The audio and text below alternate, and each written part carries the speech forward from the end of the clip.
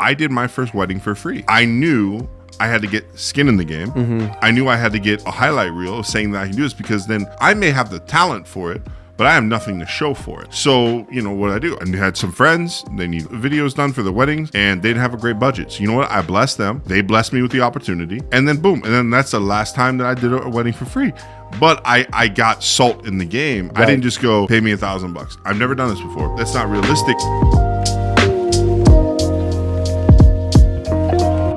Hey, this is the CA Podcast. This is Lance, and I'm with Chad. Yeah. So, man, you've been making a lot of decisions lately. I'm making a lot of decisions and stuff that I never thought I would be making, and places I never thought I'd be, and they're just here. And so it's one of those situations where it's like, okay, like all the times and all the situations in my life have kind of lined up to like these moments, like things that prepared for me. I'm sitting there like, oh, like I remember this moment or whatever, and now like I'm pulling back on things like 10 years ago conversation I had, and like, oh, that's why I had that conversation. Right. It's but it's also with age, talent, abilities, and I think a lot of people would love life to be yes or no's. Right. And like I definitive. And I think as you get older or involved in more, I hate to use the word thing so vaguely, but like different opportunities, there's some questions that should be had that a lot of people don't have. And that's really what this whole thing's about, is asking the extra questions on their behalf and your behalf. Right. And I think a lot of times, and I see this in myself a lot of times too, is like when things are happening, we see them on black and white, right? Like we see, okay, they asked this question and then it's like a yes or no thing, like you're saying. But then it's like, if I come in and I ask other questions, well, one thing it does too with a lot of people is it makes them start thinking things maybe they haven't thought of, or it opens doors that they were thinking of. And they're like, oh yeah, come on in. Because it's so funny, because a lot of times the initial question, the initial ask, at least on a business side and a negotiation side, is normally almost kind of a welcome mat, and they're just trying to see where you're at. Well, that's good that you said that. So we just had a situation like that in my pool company, where they're like super friendly. We're going to do all this work. It's in the 10 figures. You're right. And right as we're about to like end conversation, they're like, if you can do it for this number, and they wanted to scratch out like $2 million. Wow. And it's having the confidence to say something. And some people will just be like, yes, not even knowing what they're saying yes to, prematurely. And we didn't even say it from an ownership. My salesman was like, nope, we don't even want it. Wow. And then basically within 3 minutes, conversations start changing. Like, no, they were just checking. Because they could just save $2 million that easy. And I wonder how many people say yes or no to something prematurely. Oh my goodness, without questioning the why. Because there's always something behind that. And the thing you say that is like, okay, so, I worked in the wedding business for a little while, right? Which I never would want to ever return to, right? But I did. Sorry if you do that. Yeah, sorry. I mean, like I said, I have friends that do it, and I tell them, I greatly respect you. But it grew you. Yeah. Some of those professions grow you for other opportunities. Well, and that's kind of like what I'm talking about in the beginning, was like the things that I like now that I'm drawing on is like the relational aspect of the negotiating with the bride, all these different things.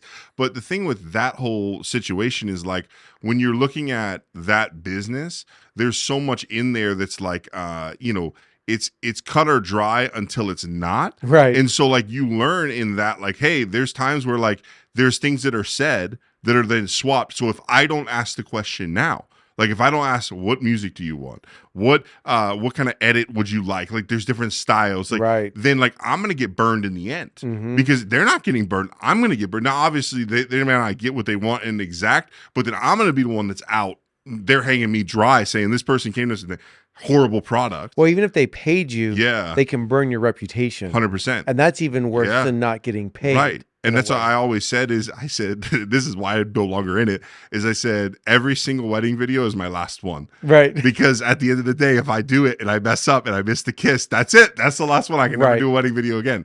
So like, that's honestly why I'm out. But at the same time, like, obviously I do friends and stuff like that every now and then. But, it's one of those things that I learned so much in that, because it's like, these are the conversations. Hey, can you do our wedding video? Yeah. How much? All right, this number. Okay.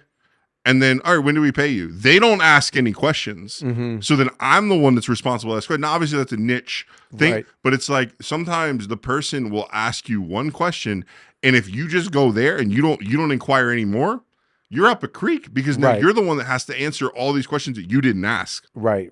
There's things that you're gonna have to do, and it's like I could have just had a questionnaire. So that's how I learned. Yep.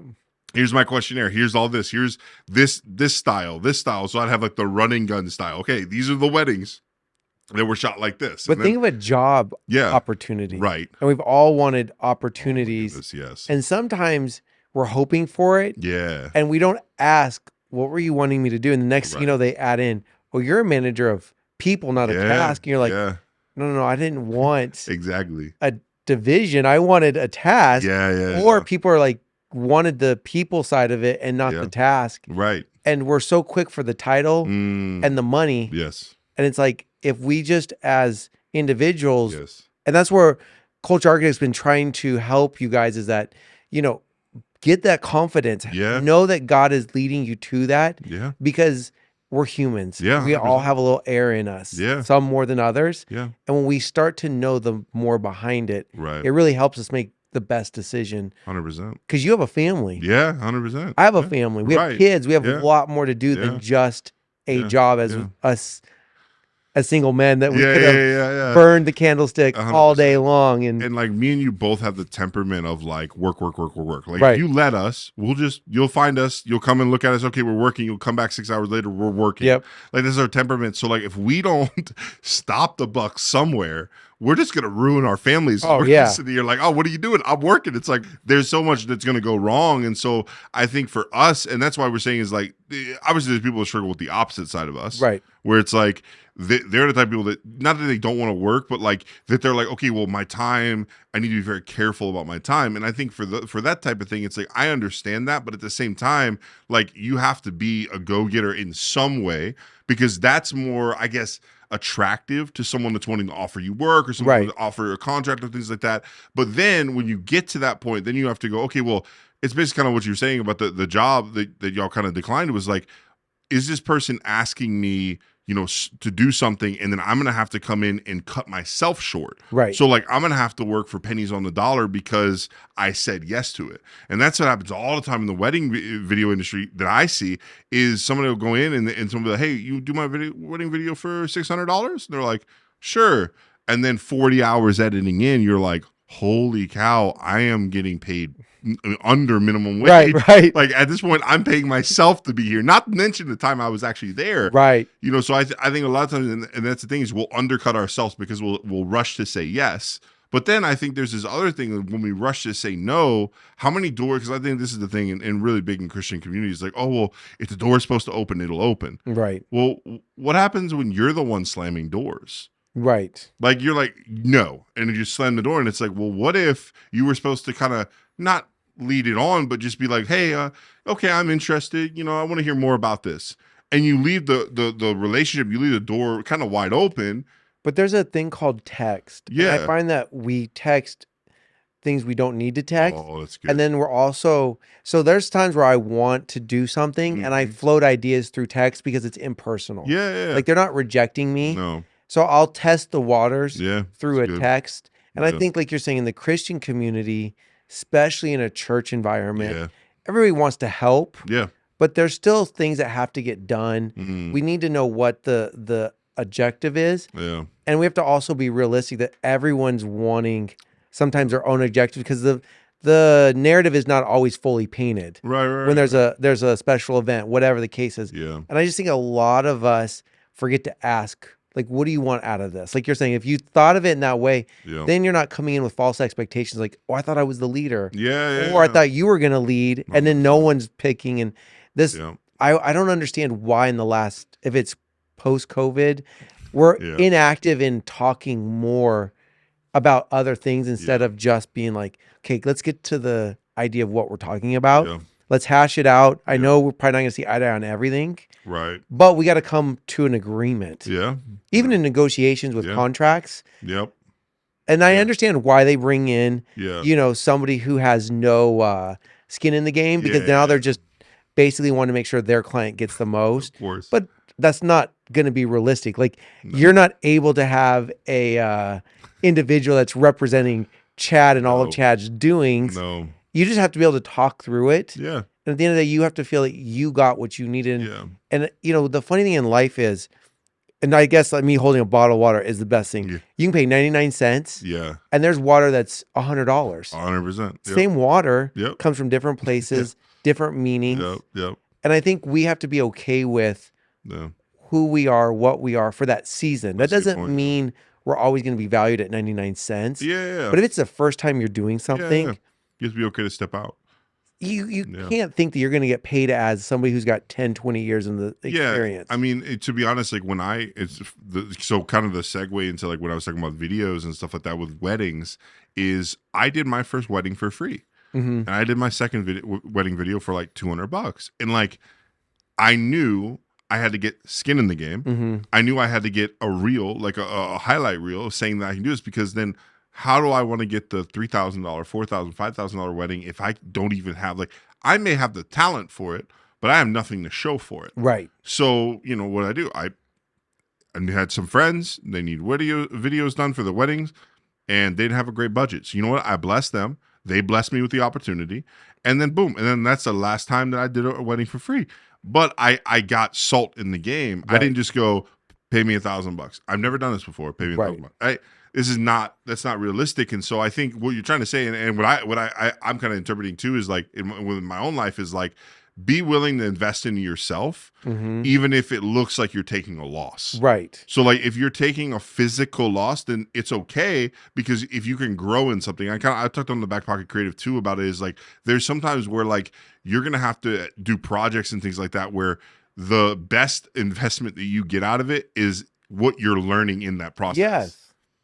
Yeah. Way better to learn on the job training than through just a YouTube video. And there's nothing, I've learned so much through a tutorial, but on the job training sometimes can only be taught emotions. You know, you run the switcher board at church. Right. You can practice all you want. Right.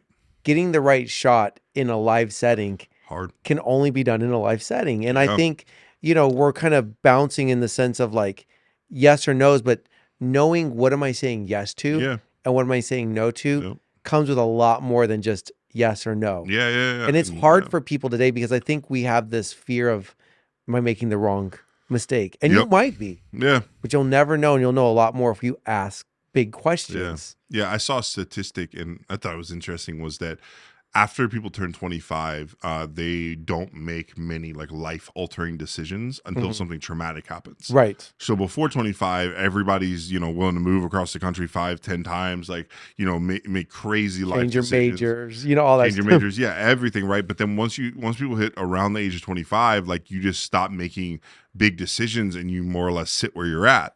And so what that interpretation to me is like, you're just saying no a lot. There's no inquiries. There's no like, oh no, it's just no. And like, I think we can pride ourselves sometimes in saying no to big things, but at the same time, what if that big thing was supposed to open to a medium thing that then you don't have to exert yourself too much more than you already do. Right. And now you have a secondary part of income, or maybe there's a relationship that you're able to gain from that down the road, hey, you may not be able to do what you're currently doing as a job, and that might be open again. And now because you have that relationship, now you're able to get that job. Right. 5 years down the road. Right. And so I think, and that's how I started seeing everything, is like, I'm going to be as nice as I can relationally, and I'll never slam a door shut unless it does it itself. Right. Like, I don't want to be the person just slamming doors, because it's like, at that point, it's when you slam something, there's a reverberation. Right? Oh, yeah. And I think it reverberates in relationships. Right. So when you slam something and you're like, if somebody's like, hey, would you come do this? You're like, no. Well, how about not slamming, having to be right? Oh, that's just as bad. So we have a little saying in our church circle is, you may be right, but you might be the only one that you get to tell you're right. And what do you gain to turn around and be like, hey, yeah. You know, you're like, there's nobody there to celebrate when you have a win. Yeah. And there's so much to life that requires us to communicate with one another. That's good. And that's the thing that I found is we're not really a society that's communicating outside of what we want. Right. And we're afraid to ask a question because they might reject me. Yeah. You know, and I know tomorrow we have a big episode coming out, like double-minded. Yeah. And not so much double-minded, but like, am I making the right decision? Right. Sometimes we'll never know. You came up here, to move. Yep. It would have been wonderful if God would have just sent you an email and said, here's what the next 24 months looks like. That's crazy. You'd be like, oh, yeah, I'll do that. Absolutely, yeah. But we don't know. Yeah. We can only trust what the Holy Spirit's telling us. Yeah. And that's why we always say, get a multitude of counsel. Yeah. Have some peace. Right. But in your own due diligence, ask some questions. And you know what I would say, if someone's not willing to answer it, that's probably more to the story. Yeah, that's a good because point. They don't even know. So now you're walking into a ticking time bomb. Yeah. And I just think that this subject is not discussed enough in you can't necessarily ever have a perfectly right answer. Right. And yes and no's in my world have become dangerous. So I like asking questions. Yeah.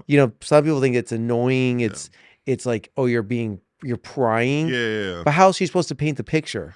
Exactly. Yeah. I mean, and the thing I think about too is like when you mentioned moving up here, like one of the funniest things is like the misconception was that I was moving up here and I was making loads of money and that's why I quit my job. And it's like, I quit my job and didn't even have anything set up. Right. So I did not quit my job for loads of money or anything like that. Like, and it's just so funny because I'm like, yeah, like, if people are like, oh, I would have made that decision too. It's like, no, you wouldn't. No. If you had to make the decisions I had to make, I had to leave basically my newborn son essentially and my wife in Florida for a month while I was up here setting everything up.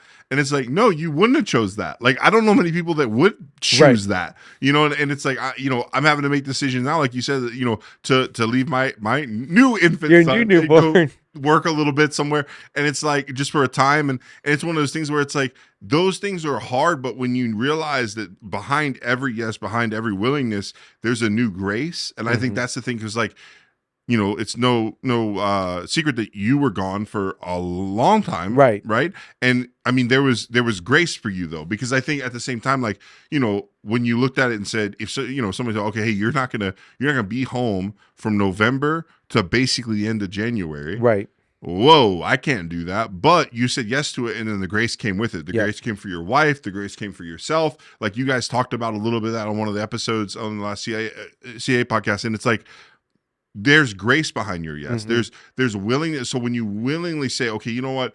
I don't know what the next thing is, but I know, hey, this is a God thing. I prayed about it. I feel like this is where we're supposed to be. Yeah, I get 99% of the people that would be offered this would say no. Right. I'm going to sit here and say yes. And then I'm going to say, all right, God, fill the gap. I think that's a lot of times what people aren't willing to do is, all right, fill the gap. But you know what I liked is the yes was never about the money. Right.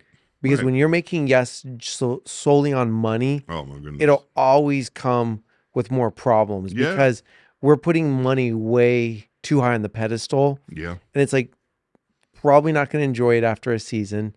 You're going to end up spending into that new income bracket that you're getting blessed with. Yeah. And, we're saying yes to situations in our life due to opportunities. Yeah.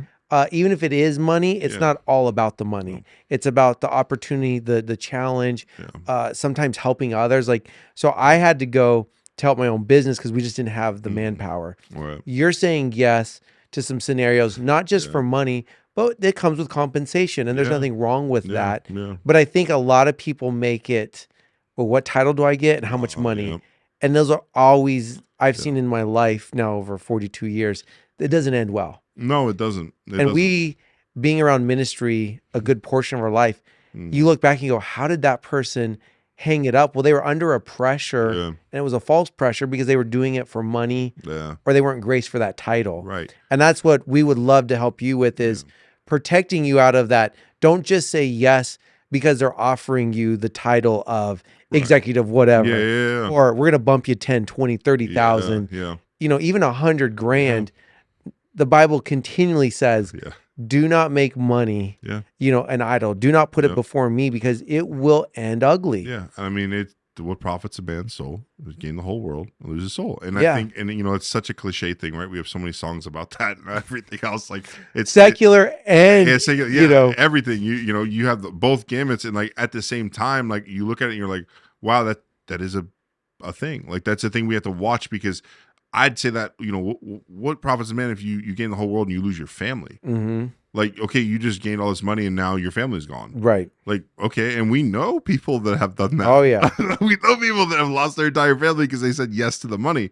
And so I think that, it's one of those things where, like, we're not saying say yes to everything. We're not saying say no to everything. We're not saying, we're just saying when you're making decisions, make sure that you're using your discernment, you're using, everything, your knowledge wise, and you're doing your due diligence. Well, what's funny is our age bracket. Yeah. So there's a big swing in age with us. Huge. Every generation has to face this. Mm-hmm. Every generation has to face how much am I going to put priority in money, or am I going to put God first, then the family, right? And then I'm going to ask for the Lord to bring increase.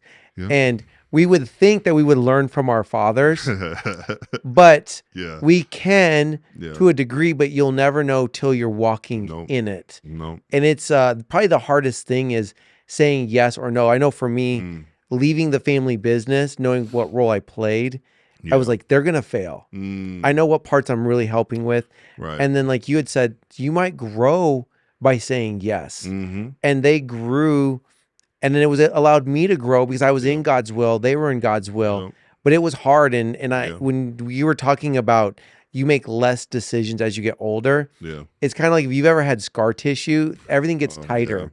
And you're so afraid of that next failure. You're like, I like my inability over mobility. Oh, yeah. Because I'm so afraid of losing. Yeah. The inactivity is better because you're like, well, like you said, I don't lose anything. Well, my 20% of mobility, I would be afraid if I'm down to 15 instead of thinking, I'm going to jump 30, 40 more percent. That's good. And so you see people as life gets going, it gets like, ooh, should I?